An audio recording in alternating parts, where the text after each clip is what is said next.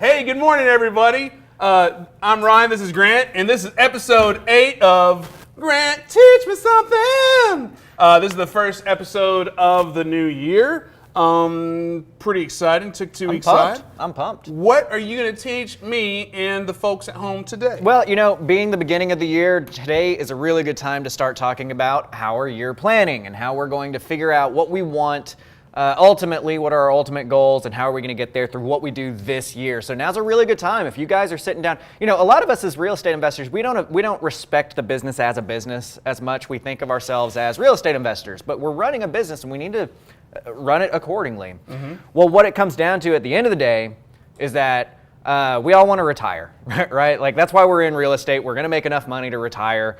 I doubt that there's anybody out there that's like, I got into real estate because I want to work till I'm 90. Like that's not what we're shooting for. So when you say retire, you mean like go golfing every day like you already do? I mean, yes. Well, you know, a little bit of that. Oh yeah, by the way, roll tide. Yeah, so when I mean retire, that's going to be a different definition to everybody, and that's one of the things that we're going to talk about today is what does retirement mean to you? But what we want to do is we want to jump in and we want to say, what do we want our life to look like at retirement? And then we're going to back into the deal. We're going to kind of back out of that and figure out what that means is how many houses that we need to buy this year and what that means how many houses we need to buy this quarter. Before we go too far, do you think it'd be beneficial to define retirement?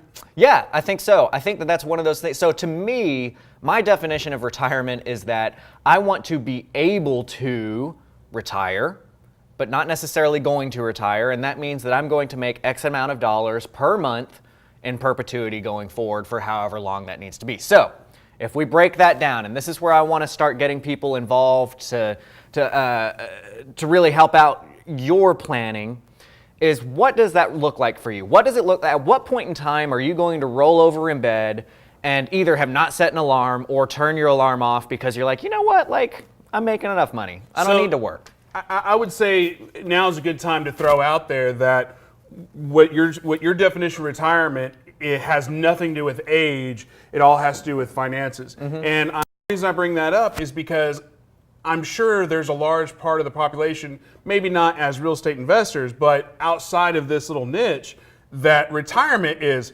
60 years old. Yeah. Oh, wait, the age of retirement is now 65 years old because back in the day, you had the pensions and what.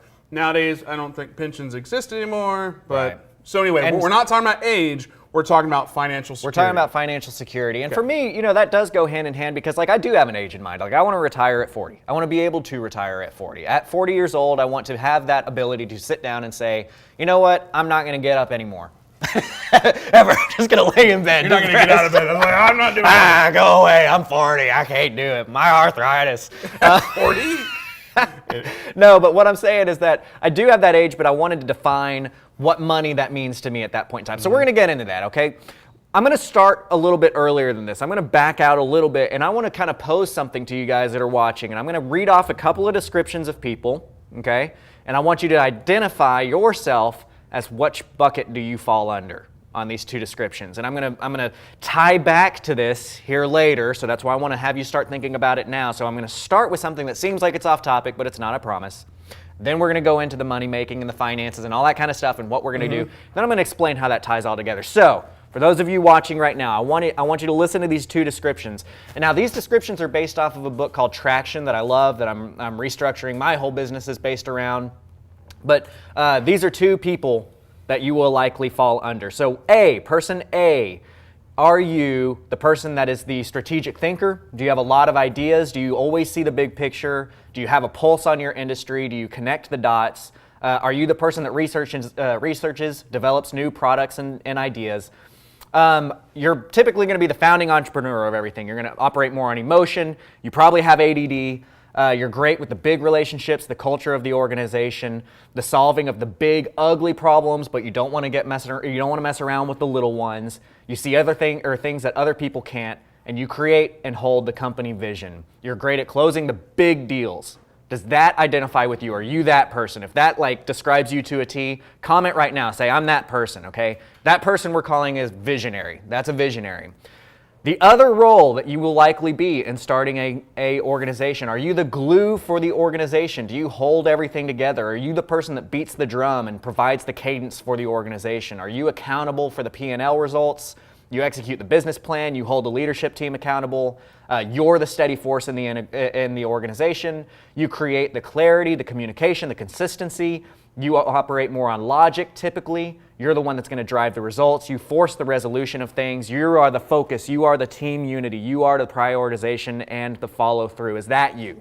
Okay? So you're typically going to be one of those other people. The first one is a visionary.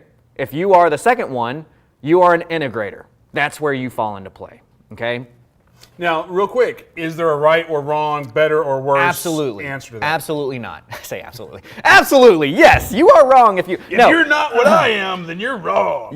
There is absolutely not a right and wrong. What there is absolutely wrong is not knowing which one you fall under and figuring out how to work within those means. So, just out of curiosity, which one are you?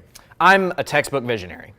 That's me, all the bucket way. A. But yeah, I'm bucket A. You know what's funny about that? Because I did a lot of soul searching the past year and a half, 2 years, because in my mind, and I think what society tells us is person A is that's the guy you want to be, the guy, the gal, the person, whatever. That's who you want to be. And it almost self-consciousness of like, I felt kind of like, because hearing that, I'm like, I'm a B. You know what's funny I'm though? glue. You know what the And if cool you thing? and you know me well enough to go, yeah, you're probably glue. No, you're absolutely the integrator. Yeah. You are the integrator textbook. And here's the funny thing though, is that, and I'm glad that we have both versions up here, because I'm a textbook visionary and I say, well, what good am I? What good am I in the organization? And I'm like, man, I wish I could come up with shit that works. So this is why I think it's really important to bring this up when we're starting to talk about business planning and starting to talk about starting your 2018 in the right direction, is because we have a tendency to undervalue what we're good at. We have a tendency to undervalue the things that we're good at, and we look at the stuff that we're not good at and we say, man, it's really hard to be good at that. Therefore, I suck because I'm not good at that, right? I'm bringing these things up because if you want to get to a position where you're retiring when you want, you need to recognize that you're either a visionary or an integrator. Now, the cool thing about this is, as an integrator, if you're an integrator, you're in the minority. Only about 50% of the companies that exist have a visionary on board.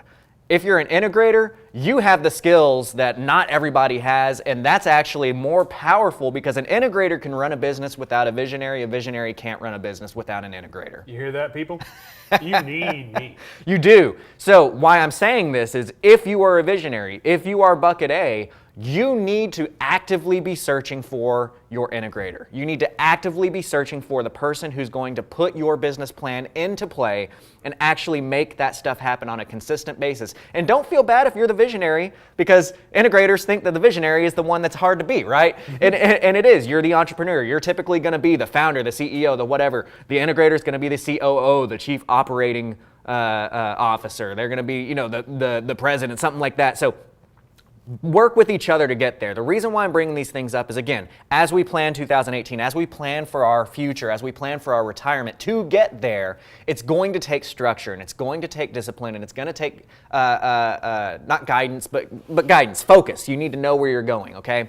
So, again, if you're a visionary, comment that you're a visionary. If you're an integrator, comment that you're an integrator. These are great opportunities to network. You may find your integrator in this comment section. You may find your visionary in this comment section. Start a conversation with whoever is your opposite and see if y'all share some goals and if you want to work together, okay? If you have your visionary and your integrator, that's awesome too. But now let's skip over and now let's start talking about money. Let's start talking about numbers. What does retirement mean to you, okay? So Rich. Ryan, how many years from now do you want to retire? To be able to retire, realistically? I mean, I think the age of 40 is an amazing number, but I know how I am as far as when I get into something. Like, I don't see myself golfing. I don't see myself hunting. I don't see myself backpacking. I see myself going, ooh, let's do some more stuff. Yeah. That said, if you give me the ability to just lay in bed and do nothing, I could see the appeal in that. And just because I would have my own TV show, 600-pound man on the couch that can't move. But But I mean, 45. Let's just Okay. say 45 Okay. because I'm a little bit closer to 40 than you are, and that'll give me 8 years. So how many? Okay, so that's 8 years away. Okay. 8 So years here's is the something answer. that I want you guys to do. If you're watching this stream right now, I want you to commit to something. I want you to commit to how many years away you want to retire. So your number would be 8. My number is 10. In the next 10 years, I want to be able to retire. So go ahead and commit to that. Type your number in on this side. Now, what we want to think about next is we want to think about how much money do you need to be making every month to, and actually before I go there, I do want to point out, the integrator will typically want to work till they're 60. You know, there are people who have that drive, and that's why I'm saying be able to retire. That's why I'm saying right. I'm not saying you are going to retire. You are going to be able to retire in X amount of years, because many of us will keep working. I'm going to hit 40. I will probably get, well, I take that back. I won't. I'm going to play golf and go hunting. But a lot of us will be able to retire, but continue to work, and that's okay. We're looking for that be able to retire number. I changed my mind. I'd probably be sitting at a blackjack table every single day. Yeah. Anyway, go So ahead. you need enough money to to fund your. lose all of it every day. Okay, so now my number is 10. In 10 years, I want to be able to retire. And what I'm going to do here is I'm going to comment with a calculator, okay, on this thread right now. Oh no. You just put out your I personal put out my personal Facebook. I know. Ooh, look at you. Y'all can thank Ryan for making me open my doors in my personal Facebook. I've always made that very Get separate ready to personal start one. getting tagged. Anyway, so yeah, I've just put a calculator into that field. Now, what I want you to do is I want you to think about two things. I want you to think about what is the dollar amount that you need to have coming in every month to be able to retire. What's that dollar amount to you, okay? And you just commented the number of years I want you to commit to. I want you to comment the number of dollars that you want coming in every month, because today is a day of commitment. Today is a day to decide what we're going to be doing. So you're and talking putting it about on like paper. cash flow in the cash terms flow, of net being able net to money coming in on every month. Once I retire, I have the ability to get a check of X amount of dollars. Right, exactly. What do you want your retirement salary to look like? 10 grand a month. Okay, cool. So my number is 15. My number is I want $15,000 every month, and that's kind of my bare minimum. Like I'll be willing to retire at 15. Mine's 1550. Mr. One Up. Anyway, go ahead. So okay, so we'll go off of my number of 1560 of what I want to retire. So if I put in $15,000 into the today amount of that calculator that I just posted, it is going to default to putting the annual inflation rate of 3%, but I'm going to encourage you to put an annual inflation rate of 4% in there. Is it 4%? I thought it was always 6%. Well, it depends on what the Fed is. I'm not an economist. The higher number you put in there, the more conservative you're being Right, about right, this, right. right? So let's split the difference. Let's go ahead and split that. Let's say 5. Okay, let's say that we're going to Got shoot it. for a 5% annual inflation over this next however many years you just committed to. So I want to retire in 10 years. Mm-hmm. I want to be making $15,000 a month, and I'm going to say that means we've got a 5% inflation rate every year for the next 10 years. Right. Hit calculate. Where it says required amount, there's two fields. One says reduced amount, that says what would $15,000 in 10 years be, what would your current $15,000 be worth in 10 years? And then there's a required amount that says in 10 years, the buying power equivalent of today's $15,000 at 5% inflation would be just over $24,000 a month. Does that make sense? So if I have buying power of $15,000 a month today, well, we know that $15,000 today is going to be worth less in the future, right? So what you're saying is for tomorrow, you actually need the 24,000. Right. In 10 years, whatever your committed time was, whatever your I want to retire in this many years, that's the amount of years you're going to put in there. At that point in time, to have the same amount of buying power with cash that you have today, you will need whatever it says in that required amount field Every month. every month. Okay. So today, And that's in addition to whatever you want to spend right now. That's just to save, or we're not even there. that's how much cash flow you need coming in. Okay. That is your check. That's your retirement check. That's your salary that you're getting.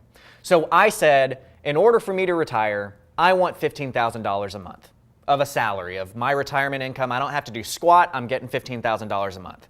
Well, that's $15,000 a month using today's buying power of $15,000 a month. It's all coming back to me because for a minute there, we were talking about retirement, we're talking about this. I'm thinking, and I forget that we're in real estate for a minute. And I'm thinking, oh, I need a bank account that I need to put $24,000 in for the next 30 years, 10 years, and then I can draw from that. I'm an idiot. I totally forgot about, oh yeah, we do real estate here, Right. and we have cash flow. Exactly. That's what we're pushing for. Yeah. What we're going to figure out is how many houses do you need to buy to meet your cash That flow makes more requirement. sense that we do real estate, but yeah. Okay, But so my brain literally, but I think, get it. but I I'm think glad it's that you had I that. think it's a trap because again, going back to what I was saying earlier, you're always talking about retirement. I got to have my pension fund. You know, I snuck a peek at my dad's mail the other day, and I was like, oh, that's good, but. it's funny because the people. But again, my point is they have a lump sum of a bank account Yeah. that they draw from, and yours is like, that's a good idea, but no, let's just have cash I flow. would rather just have cash flow coming in every time, right? And it's also interesting. I mean, and let me just take a second to step back and give you guys some rah-rah here. And the fact that with real estate, we have such an ability to, one of the, oh gosh, I forget who it is. It's one of the big retirement planning Kiyosaki? companies. No, like the regular, like the brokerages, okay. like not E-Trade, but whoever, like an actual, like, you know what I mean, one of those kinds of guys. Merrill Lynch or Merrill something. Lynch, that's who it was. Thank you. Released a statement saying, if you're 30 and you have half of 1 year's salary put away in your 401k, you're on track for retirement. Okay? And I look at that and I say, I was a millionaire at 30. And I started on I lived in a 1,000 square foot, 3-bedroom house that had gang signs tagged on the front of it, right? Like that's where I came from. It was a lovely home. It was a lovely home. It was a home full of love. It really was. My parents were phenomenal parents. But we got a phone call a lot as children. Hey, I was talking about the home you live in most recently. Yeah. mind. My new home is very nice, right? No, the one right before that. Oh yeah, that one too. Well, that one was my first house. But anyway, what I'm getting at here is that Merrill Lynch is looking at things the way that your brain initially thought to go to it. How retirement works, how we've been trained. Oh, put your money in your 401k, put your money in your 401k, blah, blah, blah, blah, blah, blah, blah, blah, blah, blah, blah. Through these methods, through the things that you're going to be learning through the Grant Teach Me Somethings, through the Propelio Academy, through the CreativeCashflow.com Academy, that's the kind of stuff that makes you a millionaire in 5 years. I've got people who are of retirement age that are like, oh yeah, man, I got 1.7 in my retirement account. And you're like, man, that's cool. Like I've still got 40 years left and I'm there already. So that's what we're looking at here. So you're one of those guys.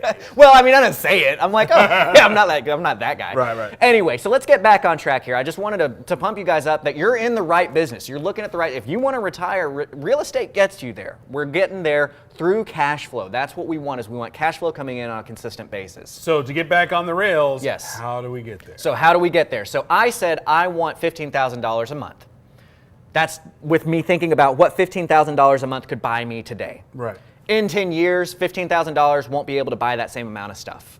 So I go to that calculator, which Ryan pinned at the top for you if you're just joining us. Go to that calculator, put in your amount that you want every month, put in the inflation rate of 5, we're going to be a little bit conservative, and we're putting in the number of years until you want retirement. That required amount that comes up after you calculate, that's the amount we're shooting for. And I will say, from kudos to Grant, and that's why he's here doing these Grant Teach Me Somethings, is because I think a lot of us, I won't say a lot, me, myself, you're like, oh, in the future, I need X amount of dollars. Oh, cool, yeah, I would like to have $10,000. And you're subtly aware of, yes, there's inflation. Yes, I went to college. Yes, I took economics classes. I'm aware of inflation. I know that kind of concept. And I know I need to have more money than I do now. But just to actually go in there and actually know what that number is, right? Like that's a step further than I would ever even think about doing. And that's something that's really important for us to know because, like you said, we don't factor that in. This is why focus is so important for us, is because we need to consider real factors. Well, right? I mean, just the biggest takeaway so far is just go to the calculator and go, what do you want and know what that number is. Right. Actually, it's like the whole working out thing, because clearly I do that. But, the first thing a trainer will do is like, hey, make sure you keep notes. Right. You know, What gets 'cause if you don't- measured gets improved. Exactly. Right? What gets measured gets improved. So let's look back at these numbers here. So we're going off of my numbers. You guys, I want you to be writing your own numbers, okay? So what is your required amount in your time frame? So in 10 years, I need to be making $24,000. I'm going to bump that up. I need to be making $25,000 a month to have the same buying power as 15 would today. What does that mean for us? Okay, so let's move over to the whiteboard, and we're going to start. We're going to start kind of building some stuff out for us to think about. And while we transition, I will say, Jawad, I am not sure how much a Poncho's franchise costs. Is that a question? How Well, much he does a was Poncho's asking how many franchise? Ponchos does. Hopefully, he's talking about the franchises and not actually dinners. For that. But he was Oh my asking God. how many. You know what's Ponchos. funny though is there's actually a Raise the flag. there's an economic theory behind, and I can't remember which one it is, but I think it's called the McDonald's principle, and it actually measures economics based upon how many Big Macs you can buy with that dollar or something like that. And it's like a legit economic. It's either Taco Bell or McDonald's or something like that. So you're not too far off by asking about how many Poncho's dinners you can get with this dollar. Anyway, okay, so here we are. We have a number, okay? So can you write down 10 years for me? We're going to go off of my numbers here so that I've got just some examples to show you guys. So I want to retire in 10 years. In 10 years, and go ahead and write down $25,000. I'm having him write it because y'all have probably seen my handwriting. It's awful. So we want $25,000 a month. Now, when we're talking about cash flow, okay, I am a big proponent of seller financing. Anybody that knows me knows that I like seller financing over rentals. I don't think that rentals give you the cash flow that everybody thinks they give you, but they do have their place, and we're going to get into that because part of your retirement plan is going to have to include rentals of some sort, whether that's a apartment complex or single family or whatever. You do kind of need those things because in seller financing, when you sell a seller financing property, you're either an integrator or a visionary. Those are the words. Not innovator? Integrator. Integrator. That's this one. No. Oh, well, okay. If you're Innovator. innovator / visionary, that's fine. And then integrator. The only reason I'm pointing that is that I am going off of the book Traction, so if you are reading in that book, these will use the same phrases for you. Man, and now I lost my train of thought of what we were talking I'm sorry. about. I'm sorry too. Anyway, cash flow. Yes. So when you sell a property with seller financing, you're selling it and you're holding the mortgage for somebody, okay? And that mortgage is probably going to be a 30-year mortgage. So when you're selling these properties, you've got income coming for the next 30 years, and that's it. Now, if you need your retirement to last more than 30 years, if I'm retiring at 40, well, yeah, I need money to keep coming in past 70, okay? I hope to live past 70. I also hope to be able to pass something down to my kid or my kids if we have more or whatever that is as part of that legacy, right? To make sure that they're taken care of. So rentals are going to play a part of that. I'm going to get there in just a second. But for now, what we're going to do when we're coming up with these numbers is we're going to run using seller financing. And we're going to say we're going to sell a seller financed properties to gain this cash flow. So disclaimer, what we're talking about is seller finance, owner finance, not necessarily rentals. Right, we're going to get to rentals. Rentals are going to be part of this. Got it. Okay. But right now, when we're starting, we're going to start off with seller financing. One big reason with this is that with seller financing, your cash flow is actual cash flow. Okay, if you are paying a mortgage to own this property, and let's say that you're paying that bank $400 a month, but then you're turning around and you're selling it to somebody for $750 a month.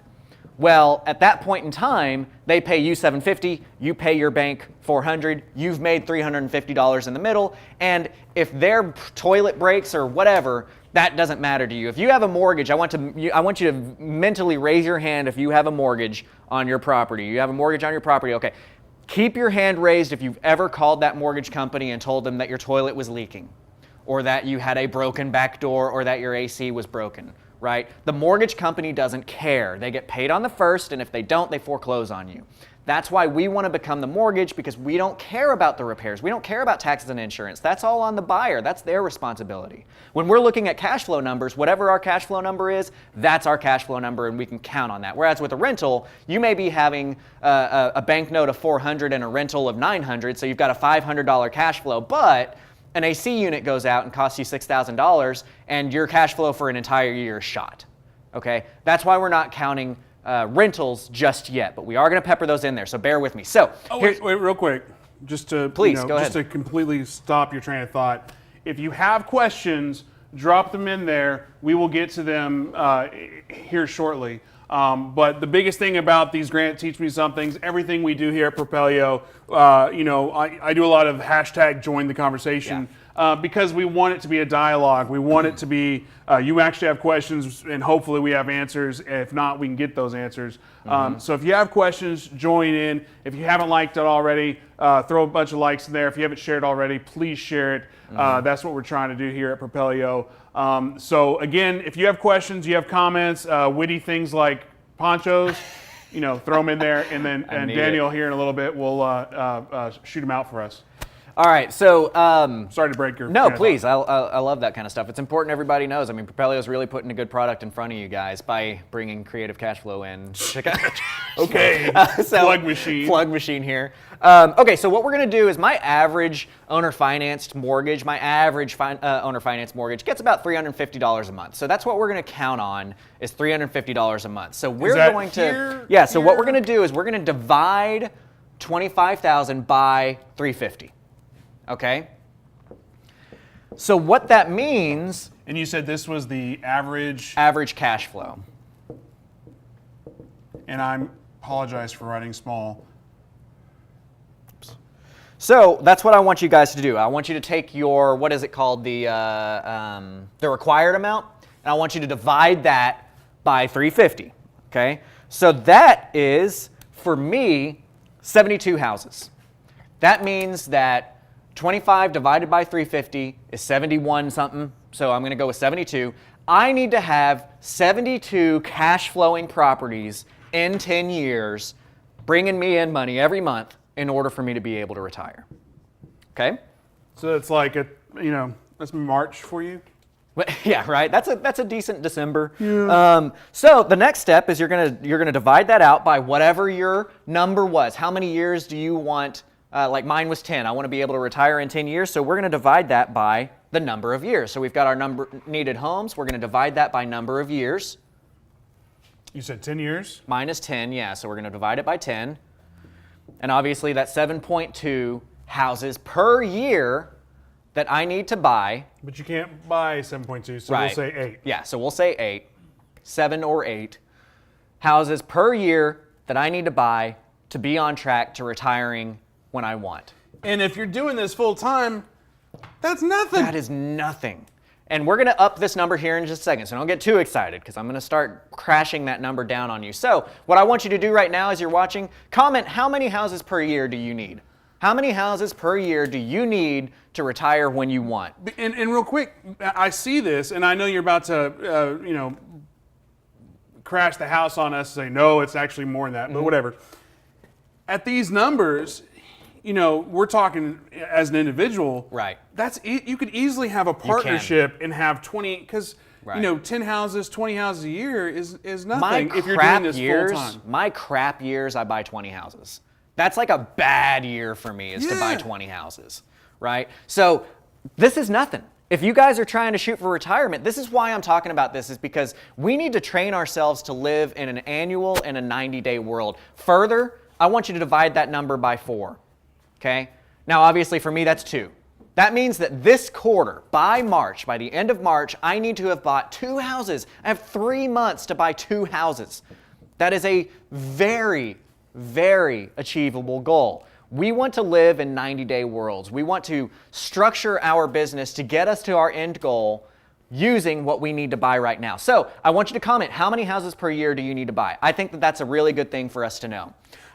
And again, I just want to strike home this, again, I hate being the moto rah-rah guy, but looking at this, I think a lot of people getting into the industry, or even if they've been in it a couple years, or they're like, man, when is this ever going to end?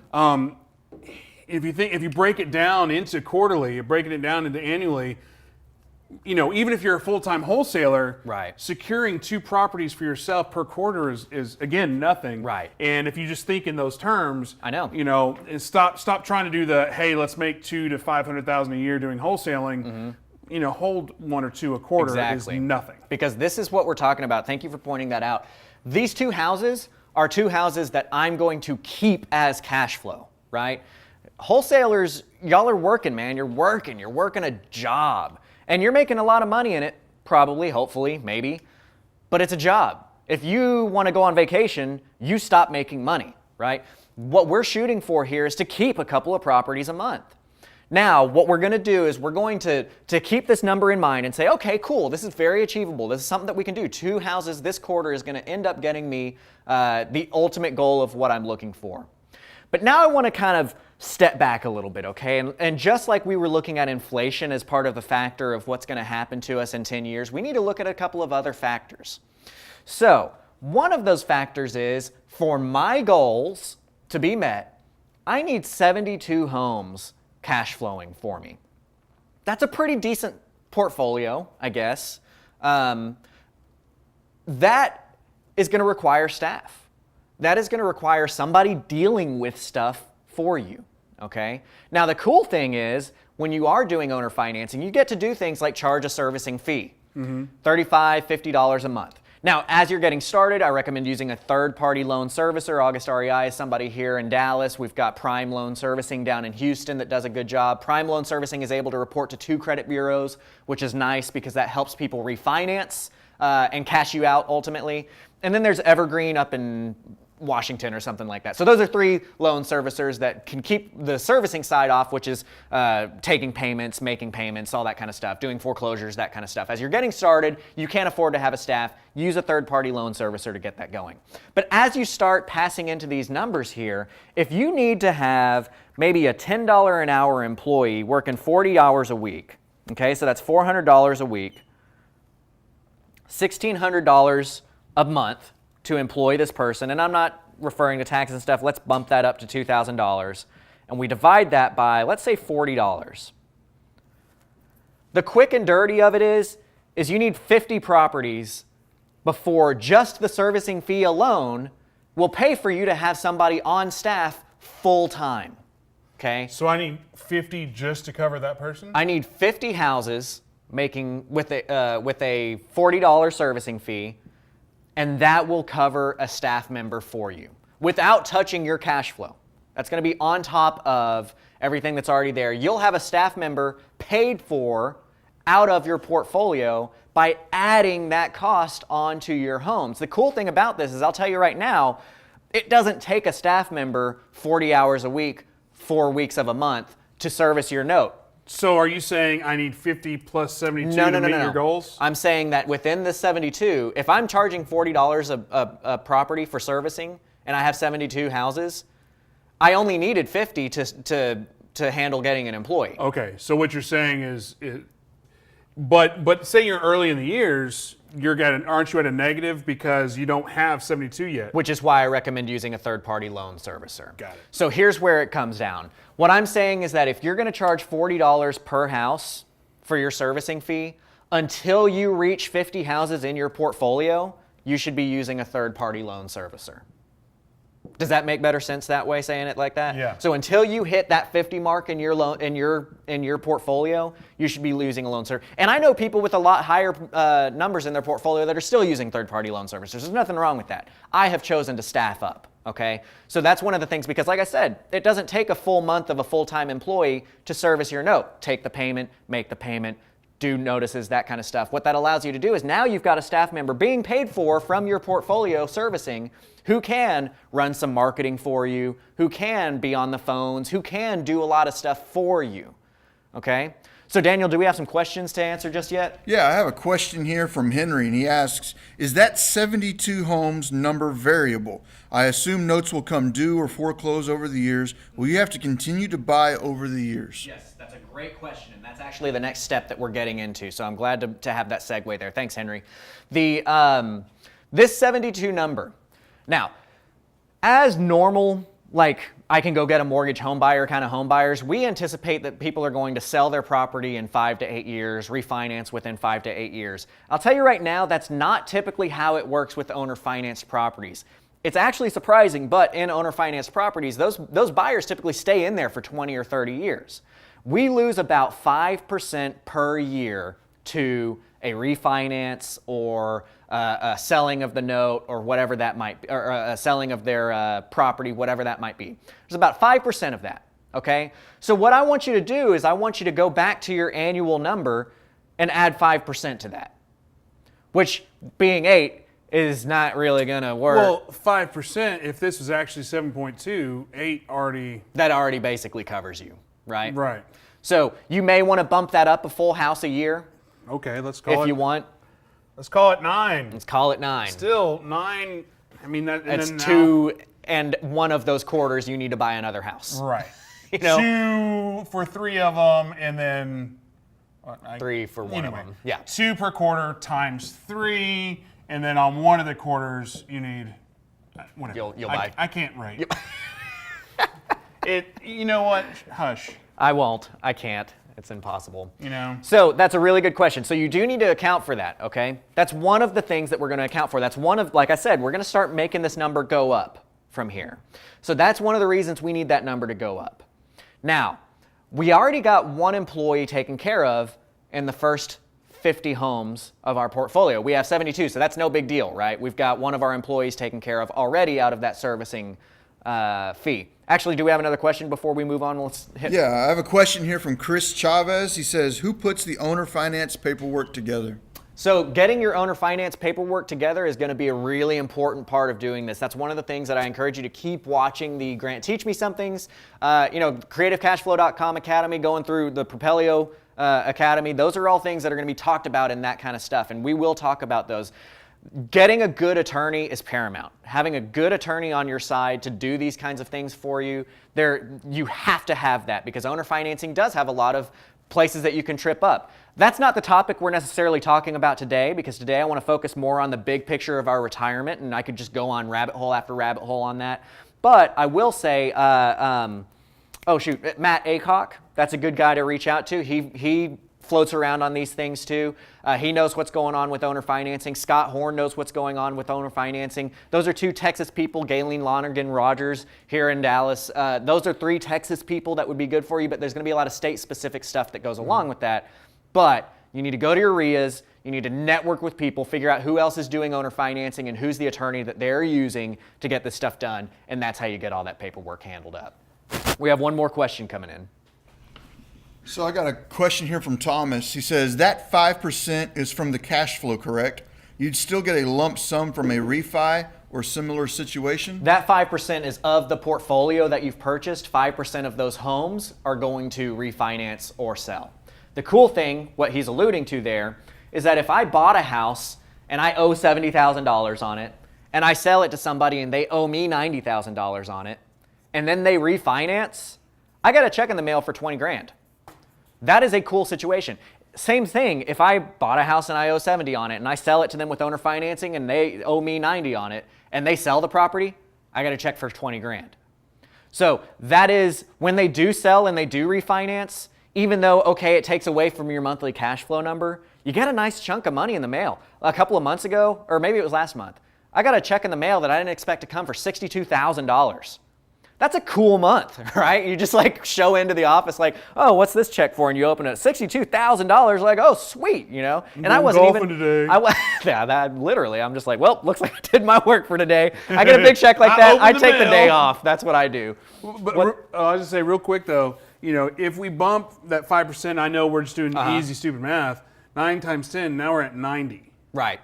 So you do need to calculate into the overall number, right? It does. Okay. Yeah. So we need to go back up the river in saying that. Okay. So if I want to buy 90 houses or 9 houses a year, I need 90 houses total for your. And this, in again, 10 years. this is for your. This is for me. I want you guys to be running your numbers off of your commitments. How many years do you want to retire?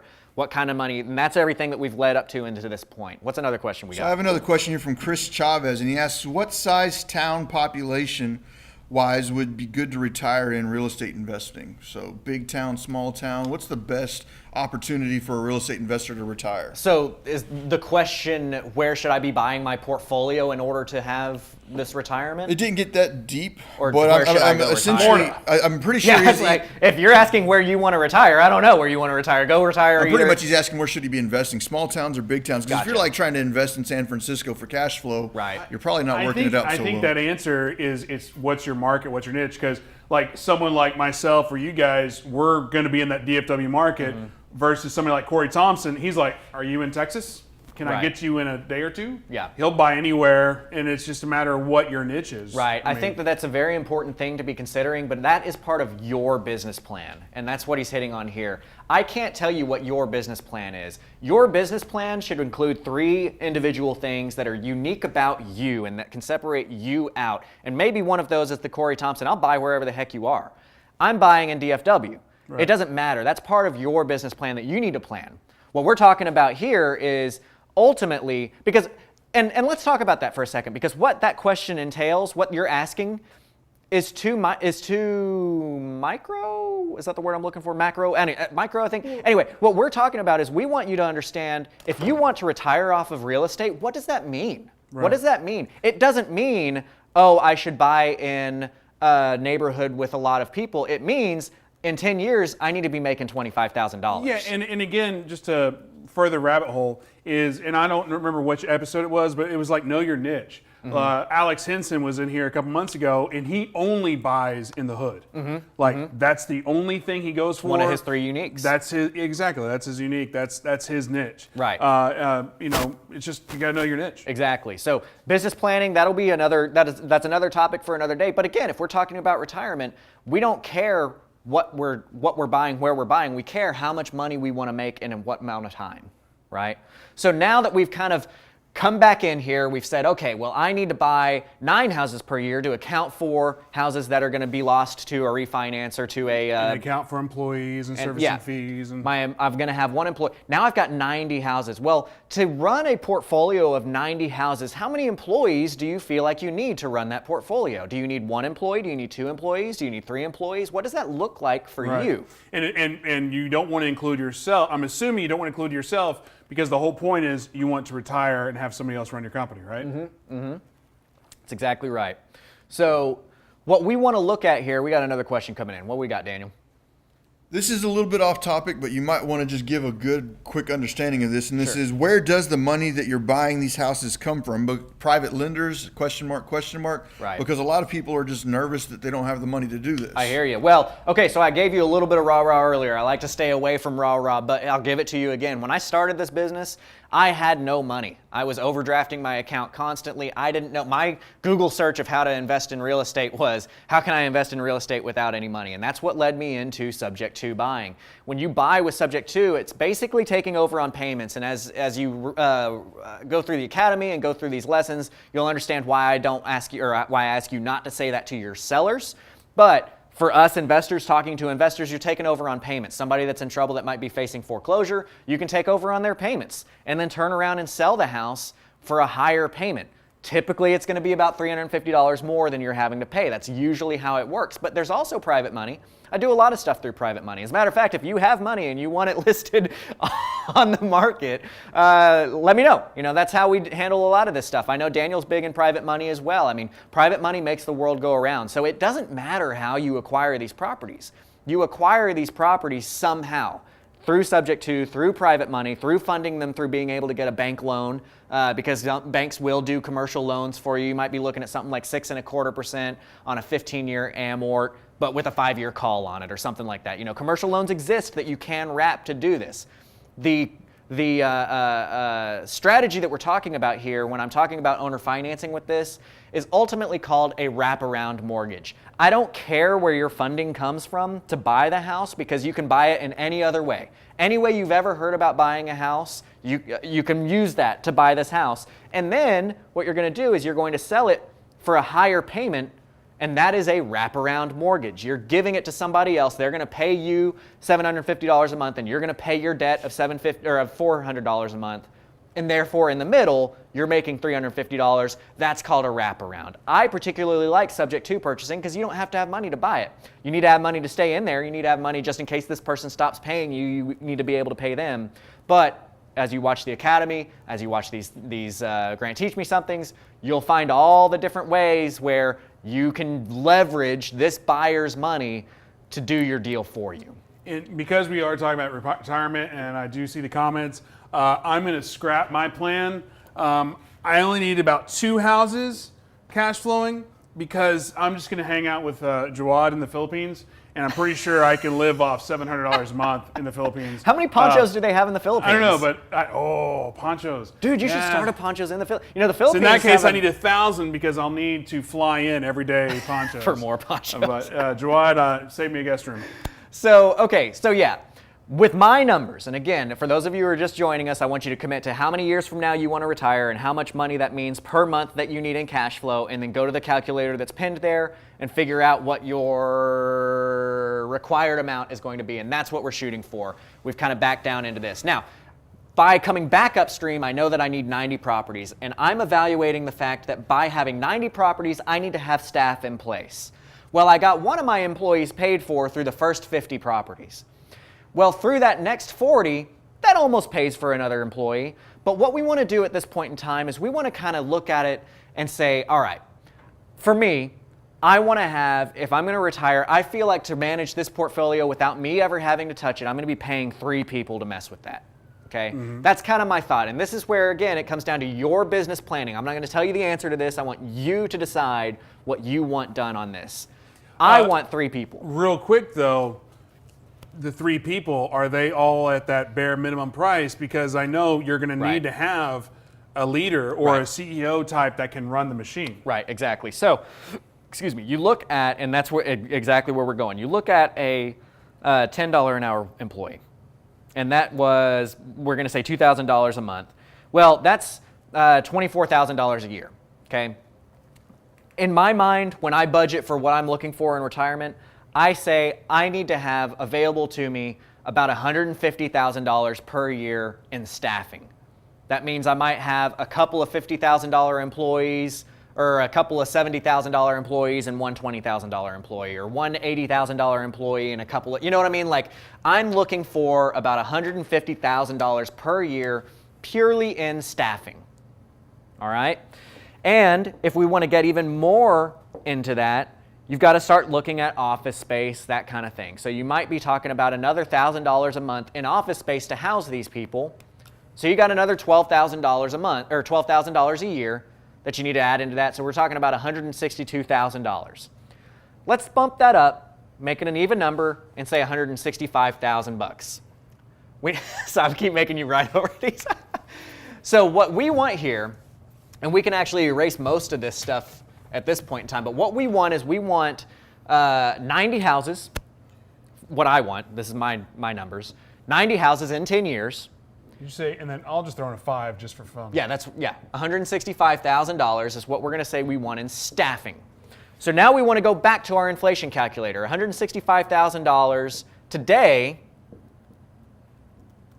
if we have inflation of 5% a year for the next 10 years, is really $270,000, $268 and some change. So in 10 years, I need my portfolio to be making $270, we're going to round up, $270,000 a year in 10 years. What I need to do now is I need to add that number to my annual income, right? Which if my monthly is 25, I'm going to multiply that by 12. I want 25 a month. So every year, that means I need $300,000 of income to say that I'm going to retire. You said 300? Yeah, 300. We're throwing a lot of numbers at you, but hey, retirement is about numbers. That's what we're looking for. We want to retire. We want to get this. So my income needs to be $300,000 a year, and then I need to pay for 3 staff members, which is going to be another $270,000 a year. I thought it was 165. Well, it is now, but in 10 years with inflation, it's going to be worth $270. See, I wasn't listening. So that means that we need $570,000 of annual income net in order to afford the goal that we're looking for, which is retirement. If I want $300,000 and I need to staff for $270,000 a year, that means I need $570,000 coming in off of pure cash flow every year in order to make that happen. So what do? We say 570, that's our annual income need. We're going to divide that by 12 to figure out again what's our monthly need. What are our monthly expenses, okay? For me, that number is $47,500. So I just want to make sure that everybody's following us here. I'm not, because I'm sitting right next to you. Right. So I get that for you personally, you need $300,000 to a year to get your $15,000 a month. Right. Your office, you need $270 to do that, so that's $570 total annually to cover your retirement. Right. Okay, and then you said divide by, and that's when you lost me. So this is my annual number to cover retirement, right? My number is that 300, which we found through here. And what I'd like to do is let's go ahead and we're going to erase basically everything here, and we're just going to write down the formula. Are we still at 90 houses? We're at 90 houses. Okay. That's our ultimate thing. But what we're going to do here is we're going to write the formula down so that you can kind of have a reference of what we're doing here. Okay. So what we want to do is we want to look at what is your desired monthly inflated income. Okay. So that's going to be our 24. first. What's that? Earlier, that was the 24 number, right? Yeah, for me, yes. But we're just going to write the formula so that everybody can get their numbers here. So the first thing we need is we need our desired monthly income, accounting for inflation, which is what you get out of that calculator. Okay? And then what we're going to do is we're going to divide that number. So for you, you say 15 now, calculated, and that's like 24. Right. So then we're going to divide this number by 350, because that is the average cash flow per property that you should be receiving off of an owner-financed deal. So we're going to divide our desired monthly income by 350, which is our typical cash flow, and find out what that number is. That number is going to be the number of properties that you need to be making your money. So this divided by this, your desired monthly divided by the 350 is the number of properties you need. Okay? So go ahead and put like number of properties right here. Oh, Number I of was like, I don't properties. have a calculator, Grant. Yeah.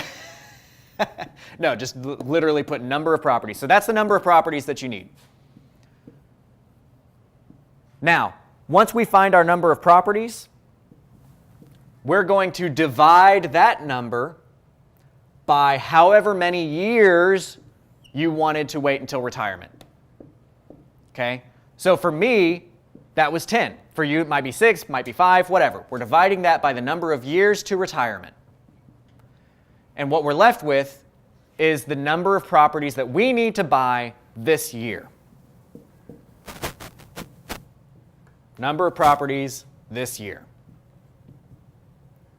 Now, we will typically want to add 5% to that, so you might bump that up for your annual. And then if you divide that number by 4, that's your quarterly goal. That's how many houses you need to buy by the end of March. Okay? So that's what we're meeting with here. Now, what we've then done is we've said, for me, counting this all in and going back upstream, I divided it, or I gave the 5% number, and I went back up and I said, well, if I'm adding 5%, that changed my number from 8 to 9, so now my number of properties turned into 90. Okay? With that number of properties, you might need staffing.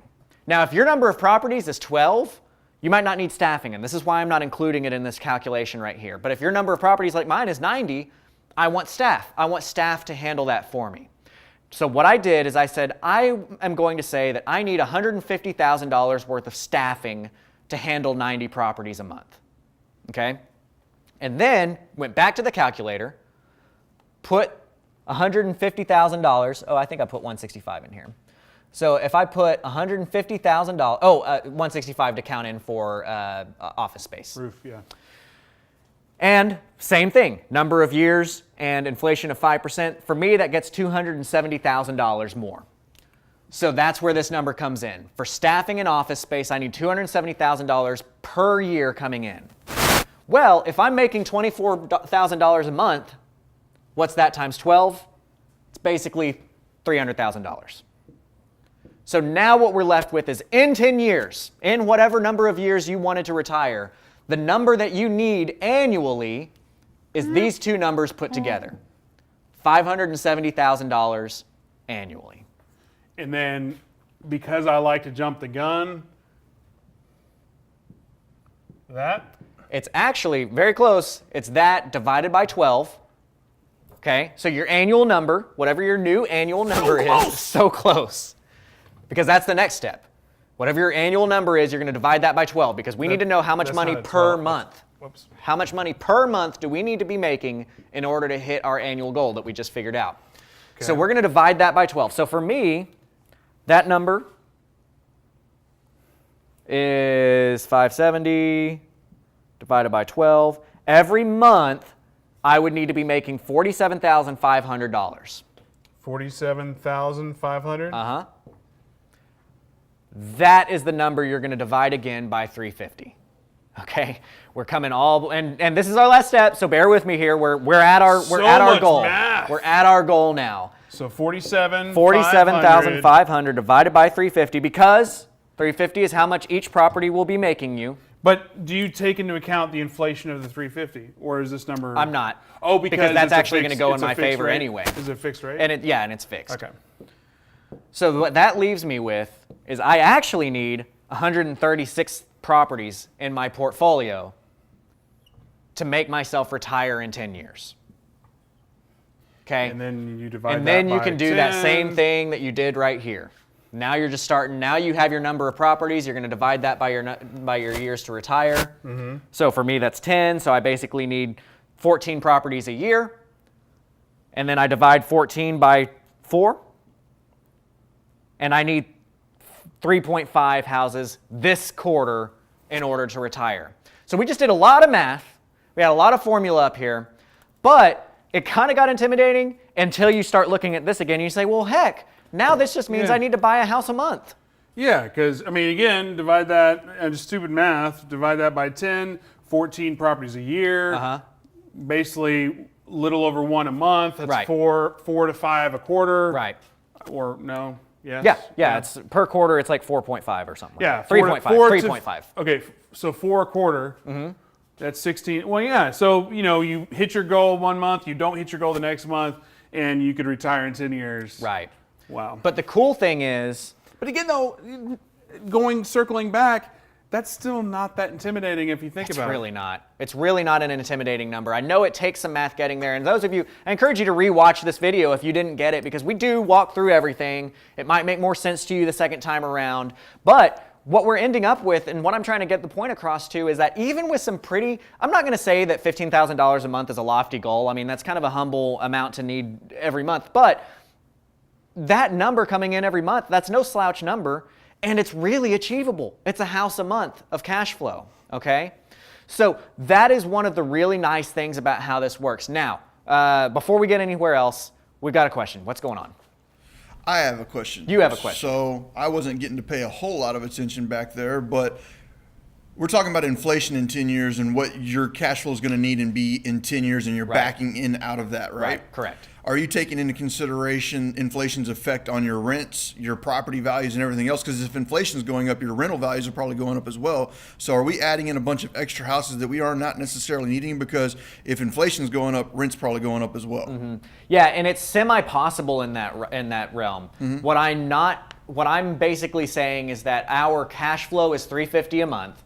I didn't adjust for inflation on cash flow. So your cash flow in 10 years may actually be $400 a month. Mm-hmm. The reason why I'm not doing that is A, that's a lot more calculations to throw in there.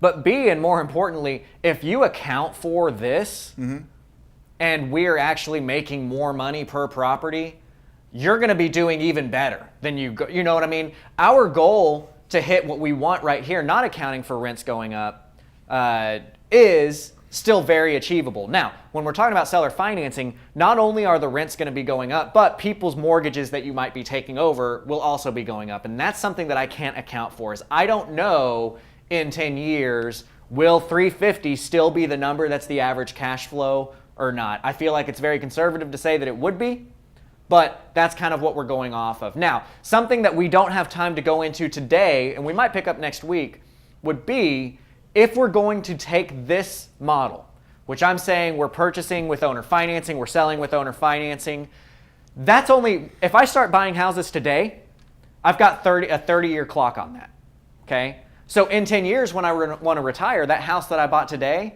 is actually only going to have 20 years left on it.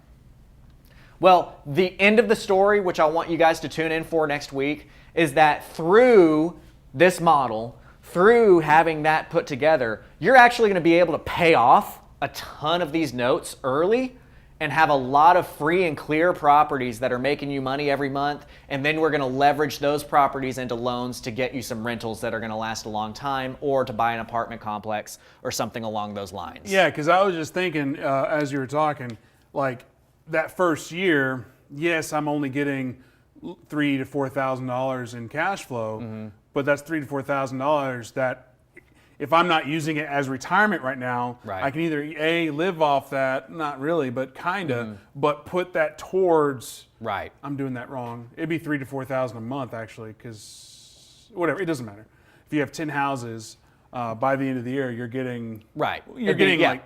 It'd You're be getting a good $3,000 a month at the end of the year. Right, but that's $4,000. $40,000 annually that you could apply towards another house. Right. You could apply towards anything else. Right. So we'll talk about the momentum. Exactly. to build. We'll talk about the momentum and the accelerations, the hyper accelerations you can do of your notes to get these things paid off, so that you can have either free and clear properties making you a bunch of money, but then again, leveraging that into buying some stuff that's going to last more than 30 years. Yeah. So that's what we'll get into next week. But guys, this is really exciting stuff when you start looking at all the really evaluating the numbers, really evaluating what it is that you need to have done. It's not that bad. Even if you've got some decently lofty goals, even if you're talking about staffing and getting an office space and all that kind of stuff, it turns out to be fairly easy in the long run. Okay, so maybe you don't have your 10 house year this year, but like I said, man, my down years, I'm buying 18, 20 houses a year, Right. So you might make up for it in another year. I bought 75 houses a couple of years ago. Well, that afforded me some leeway on some of these other goals that I needed. So, again, I encourage you guys to keep hitting us with questions. Yeah, I think the biggest takeaway for me as we're wrapping up, and if you do have final questions, drop them in now, because we are wrapping up. The biggest takeaway for me is retirement through this model, through real estate, is really not as daunting as people may think it is. Right. Because again, even at 10 houses, 14 houses a year, I mean, think about if you're wholesaling, how many houses are you buying a month? Like we know got Henry, he's picking up 2 to 3 houses a month, and he has a full-time job. So I mean, if you're able to do it full time, Right. and maybe you do have a job, whatever, I don't know. But if you're able to pick up and just secure one of those houses, I mean, you could retire like in your 40s, in Absolutely. your 50s or whatever. Absolutely, totally achievable. So you've chosen the right realm to go. I do want to encourage you, like this video, share this video. Yes, please. Give Propelio some props. Check out creativecashflow.com. I do training, personal mentoring, academy, all that kind of good stuff. Because we want this education out there. We want you to get to the goals that you want. That's the whole mentality of what Propelio is putting together right here. Is Propelio said, look, there's not enough people actually helping people achieve their goals. Let's offer that out there. And that's what we're doing here. That's why this kind of stuff is free. This is stuff that normally people would pay a lot of money to a business consultant to sit down and figure out. And you're getting this for free, so give them some props, that kind of stuff. If we have any final questions, please throw them in there. We're wrapping up here. And Well, I will say this. If you are local to DFW, today is Wednesday. We are having our little mastermind here in the studio. So drop me a PM or a DM, however you want to call it, and I'll get you the address. So we're doing that here. And then also, if you're in San Antonio, or if you're in Austin or the surrounding area of San Antonio, we are having a meetup on February 26th. We're really excited about that. Yeah. So if you haven't got details on that, just look it up. You're going to get hit in the face with as much as we're planning on doing. Yeah, there. he's really throwing a bunch of stuff out. Yeah. So, any other Grant drops knowledge bombs? So I guess that's it, man. Thanks for the love, guys. Oh wait. Oh yeah. Anyway, we have a quick commercial that we're going to put up for you. Hopefully it does well. This is the first time we tried it, so we'll see. But until next time, we'll see you next week. Grant, thanks again. Thank you. We'll see you next one. All right, talk to you later. Hey everybody out there in the San Antonio market, have you gone to REIA meetups just to be upsold and never get any information? Are you ready to go to a REIA where you get to network and enjoy being around other real estate investors? Are you ready for a REIA with an open bar so you can kick back and relax and enjoy talking about what you do for a living? Do you want to go to a REIA and actually get information and not be sold information? If that's what you're looking for, you need to come to the San Antonio Real Estate Investor Meetup that we're putting on February 26th. We're going to have the open bar sponsored by SF Lending. They are going to come in and they are setting up an open bar. Come back, relax, enjoy. You're going to have a buffet of food. If you're hungry and you want to get something to eat, come on by. We're going to have an investor speaking on foreclosure that has done hundreds of foreclosures to tell you from beginning to end how to invest in foreclosures. And this is not an upsell. This is a start out with A, do B, and you'll get C type of education. This is going to be a full-on educational class with no upsells. If you want to be a part of this, make sure to subscribe in the link below. This will be the inaugural launch of the Propelio Real Estate Investor Meetup in San Antonio. If you've never heard of a Propelio, make sure to go out and Google us. We're all over the internet. We've got a lot of content that we're providing to people. That's Propelio. Make sure to check us out, and I look forward to seeing you there.